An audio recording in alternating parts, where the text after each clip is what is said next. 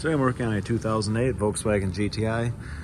This one came in over a year ago, and we noted that the brake vacuum pump was leaking. And just came in yesterday with a coolant leak, a large coolant leak. So I'm looking at it, and you can see that the entire top of the transmission was covered in motor oil.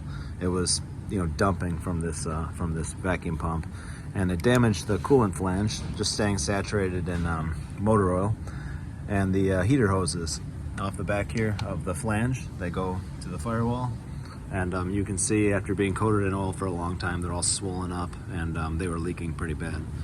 So it's one of those things where that when you have a leak like this, keep an eye on it if you're not going to fix it right away, and just make sure that everything is not completely being saturated. If it's a large leak like this, it's worth doing. Save yourself some money and repair it quickly versus just waiting, because it will damage other things. I hosed it down pretty good already, so it's hard to see the full, the extent of how bad this was, but it was completely covered in motor oil.